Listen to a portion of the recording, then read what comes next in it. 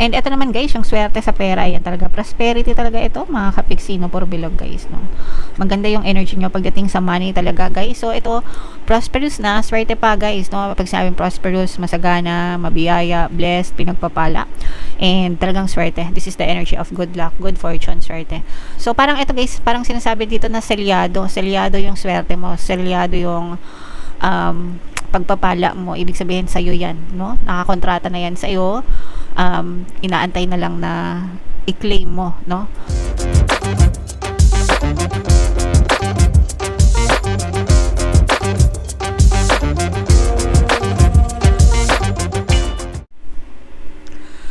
Hello guys, hello Scorpio, welcome back to Pinay Pixie Tarot. Ang pamagat ng episode natin for tonight is No Moon Kapalaran para ngayong March to April para sa Scorpio, Sun, Moon, Rising Sign, and Venus. Yung ating No Moon guys ngayong March ay sa March 18, tapos yung next na No Moon naman natin ay sa April 17 guys. So ang reading na to ay para sa period na yan. Grabe naman itong moon message nyo guys, no? Prosperity, no? Prosperity guys, prosperity lies ahead. Unang-unang message pa lang guys, kasaganaan agad yung nag-aantay sa inyo. So mind i-mind nyo na sa comment section guys. Mind kasaganaan, mind prosperity, mind blessings, mind biyaya, mind pagpapala, no? So i-type nyo na yan guys sa comment section mga kapiksi. So attune to the moon, get or give a massage, healthy body, healthy mind, and likewise guys, healthy mind, healthy body, palaging konektado yan guys. Kaya tingnan nyo kapag stress kayo, di ba? Parang ang dami-dami yung sakit sa katawan na wala namang sakit sa katawan, parang nai-injure siya sa katawan. Ang tawag doon nocebo, no? Di ba? Pag placebo, yung iisipin mo na gumagaling ka, iisipin mo na healthy ka, and in return, talagang nagiging healthy ka. Negative naman, kapag ka iniisip mo na pag stress ka, iniisip mo na masakit ganito mo, ganyan, nocebo yung tawag doon guys, no? So, yeah, kaya dapat palagi tayong positive mga kapiksi. You will soon be able to afford the thing you're dreaming of. So, yung mga gusto nyong bilhin guys, no? Kayang-kaya nyo nang mabili yan, achieve nyo yan, mga kapiksi.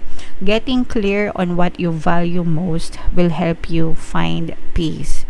Kapag alam mo kung ano yung bagay na gusto mo and gagawin mo siya, payapa ka, no? Instead na nagka-cram ka, instead na alam mo yun, nakikipagpaligsahan ka sa gulo ng buhay. Meron akong nabasa, puksaan, no? Sabay, sabi niya, sagupa yata o puksaan. Basta ganun. Sabi niya, sawang-sawa na ako makipagpuksaan sa buhay. So, ibig sabihin nun, surviving, struggling, guys, di ba? Pero if alam mo yung gawa mo, alam mo yung gusto mo, and you do what you want, of course, sabayan ng positive mental diet, mga kapiksi, payapa, no? Payapa, yan. And take some time out to pamper yourself. Kailangan din nating ipamper yung sarili natin, bigyan natin, kumbaga alagaan natin yung sarili natin, bigyan natin ng reward yung sarili natin for doing a job well done, mga kapiksi, okay? And ito yung tamang time para mag-ipon, no? Create a savings account, kahit alkansya lang guys, kung wala kayong kung hindi kayo makapag-open ng savings account.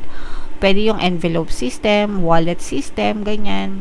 Dati ganun yung ginagawa ko, no? Yung, kumbaga, iba-iba yung wallet. Tapos dito sa wallet na to, yung panggastos. Dito sa wallet na to, yung mga savings. Dito sa wallet na to, yung pambili ng ganto, ganyan. Iba-iba, no? So, magandang yun, practice mga kapiksi. Kasi magiging, you're taking charge of your money. Sinasabi nyo kung saan sila pupunta, no? And hindi nyo sila basta-basta inaaksaya. Okay? So, yeah. So, no, i-mind nyo na yan, guys, sa comment section, mga kapiksi. Ito naman ay sa love. Tingnan naman natin yung love message sa inyo, guys. Kung ano lang yung makaresonate, guys, kasi iba-iba kayo ng sitwasyon. Scorpio. Ito, guys, taking a chance, no?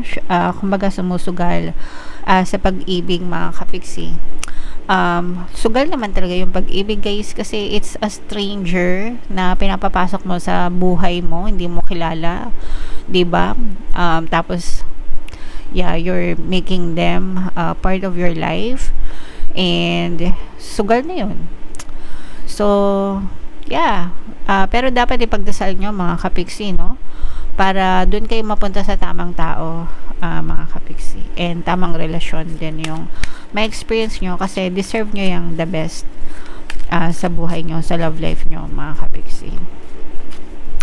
Another message guys, ito naman ay backstabbing, traidor mga kapiksi, deception, lies, heartbreaks mga kapiksi. So for some of you, pwedeng nakaka-experience kayo ng ganitong mga emotional pain dahil sa pantatridor ng person mo, cheating issues, sinungaling, panloloko, no? Ayan, so alam nyo na yan. Wag na nating tarakan ng kalamansi ang sugat, no? Kasi mahapdi mga kapiksi. Hi. And ayan, no, ahas, yan. So may ahas na umaahas sa relationship mga kapiksi, no? So yan yung mga backstabbing mo. Ito guys, pwedeng kilala nyo rin yung, kumbaga, let's say for example, may person kayo, tas nagkaroon ng ahas, snake, third party, kilala nyo rin yung third party, yung mistress sa relationship mga kapiksi, o kaya yung naninira sa relasyon mo. Kunwari, ayaw nila na maging masaya kayo sa relationship mo, may umaahas, may naninira. So pwedeng mga in-laws mo, ganyan, no, mga kapatid ng jowa mo, kamag-anak ng jowa mo, kaibigan ng jowa mo, ganyan. So may ahas, may naninira, and ang intention nila is masira talaga kayo. Okay? Alright, so comment down below. Pwede nyo pakinggan guys sa mga naka-resonate. Pampawala ng balakid, subliminal, eto pampabait para tumino yung person nyo, pampaloyal, ganyan. So yeah, marami tayong subliminals, libre lahat yun dito sa YouTube guys. Marami na rin natulungan yan, no? So pakinggan nyo lang, Scorpio. So shuffle natin to guys, hanapin natin yung energy ng Scorpio at saka yung energy ng Moon. Habang sinashuffle ko to mga kapiksi, panoorin nyo muna guys yung video natin regarding sa ating paano mag-manifest ng abundance video course. Kapiksi, sawa ka na ba sa mga struggles at hirap sa buhay mo? Masipag ka ba at masikap sa buhay ngunit hindi ka pa rin umaasenso? Ilang beses ka na bang nag-attempt magnegosyo at mag-invest pero palagi ka pa rin nalulugi? Sa pagkakataon na ito ay maaaring may subconscious beliefs ka na nagiging balakid sa iyong pag-unlad at pagyaman. Introducing, paano mag-manifest ng abundance video course. Dito ay matututunan mong ma-overcome ang mga balakid mo para tuluyan ka ng umunlad, umasenso, sumagana, maging matagumpay, successful at maswerte sa iyong kabuhayan, pera, trabaho, negosyo sa lapi at kaperahan ng bonggang-bongga. Dali, mag-send na ng email sa pinoypixitaro@gmail.com at simulan na ang iyong pagyaman ngayon. Alright, so sa lahat ng gusto mag-avail ng course guys, mayroon tayong paano mag-manifest ng abundance video course, paano mawala ang third party at magkaroon ng harmonious na relationship, paano pabalikin si ex or vice versa.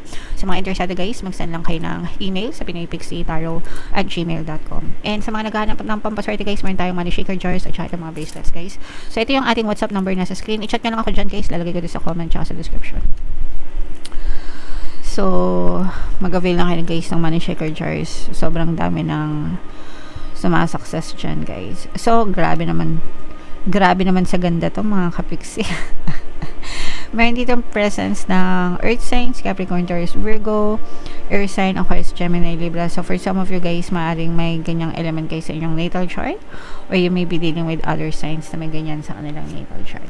Ito guys, merong umuusbong na pag-ibig, no? Unahin natin yung sa relationship mga kapiksi. Pero ito guys, this is more on parang long distance type of relationship. Parang this is someone na makikilala nyo online, ganyan, tapos magkalayo pala kayo. So kunwari hindi kayo parehas na taga Pilipinas, baka yung person mo, pwedeng parehas kayong lahi, kunwari parehas kayong Pinoy, pero yung makilala mo na sa ibang bansa like Australia or Singapore or wherever guys. So, pero parang merong uusbong, no, na feelings sa pagitan yung dalawa nitong person kahit na magkalayo kayo. So, love knows no boundaries, yeah. No space and time, yeah. Ganun yan mga kapiksi, no? I'm also sensing this is some kind of like a twin flame / soulmate connection na kahit na magkalayo, pwedeng magkaiba din ng edad mga kapiksi. So, parang hindi same range ng edad. Pero yun nga, no, malakas yung connection. So, this can be a twin flame, soulmate type of connection mga kapiksi. So, yun yung nakikita natin na sa relationship, guys, no? And ito naman, guys, yung swerte sa pera, ayan talaga, prosperity talaga ito, mga kapiksi, no? Puro bilog, guys, no?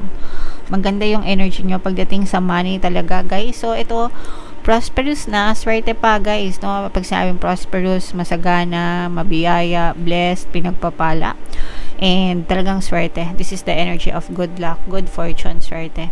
So, parang ito, guys, parang sinasabi dito na selyado yung swerte mo, selyado yung pagpapala mo. Ibig sabihin sa'yo yan, no? Nakakontrata na yan sa'yo, inaantay na lang na i-claim mo, no? Nagets nyo ba? This is for you. This is your destiny, mga kapiksi. Nakatadhana ka maging maswerte, nakatadhana kang i-bless, guys. So, selyado na to sa'yo. So, i-mind mo na yan sa comment section. Mind swerte, good luck, good fortune, blessings, pagpapala, kasaganaan. Especially pagdating sa pera or sa pagkakakitaan, mga kapiksi. Sobrang ganda, guys. Super ganda. Super ganda. Ayan, no, pagdating sa money. Ayan, no, grabe. Talagang mag-aani kayo. Hindi ko alam, guys, nararamdaman nyo ba? Puro bilog. Ayan, no? Yan, grabe. Actually, guys, pareha sa pag-ibig tsaka sa, pera. Talagang, no, namumulaklak, nagbo-bloom, blossoming abundance, blossoming romance, ganyan. So, ibig sabihin, namumulaklak yung abundance, kasaganaan, pagpapala sa kaperahan. At namumulaklak din yung kasaganaan sa pag-ibig, mga kapiksi, no? Yung iba sa inyo, kung meron kayong mga negosyo, guys, makakita kayo ng movement. Magkakaroon kayo ng mga partner, guys. So, pwedeng business partner, kasosyo, ganyan. Sa trabaho, merong mga tumutulong sa inyo, nagbabakar sa inyo, mga kapiksi. And sa negosyo, guys, talagang yung mga return of investment, no? Ibig sabihin, yung mga bunga ng mga ininvest nyo, Scorpio, talagang natatamasan nyo na, and mas lalo pang nagiging maganda yung progreso. So, talagang swerte kayo sa pera, guys. Talagang pinagpapalang lubos kayo, mga kapiksi, no? Prosperous talaga. And again, no, even sa love, mga kapiksi, yun nga sinabi ko kanina, sa love, love is in the air, para sa inyo, guys. So, i-claim nyo na yan, mga kapiksi, para sa inyo yan. I told you kanina, diba, this is more of like a twin flame / soulmate connection. So, matibay talaga yung hatak nyo sa isa't isa. Alright. Kilig-kilig naman kayo. So, comment down below sa mga kinikilig at sa mga gustong pagpalain, guys. I-mind nyo na lahat ng mga magaganda sa comment section. And for more tarot readings, ito yung playlist nyo. Ito naman yung ating success stories ng paano mag-manifest ng abundance video course. Panoorin nyo itong video na to, guys, about money shaker jars. Thank you for liking, sharing, and subscribing, mga kapiksi. See you next time. I love you all. Have a nice day. Bye-bye.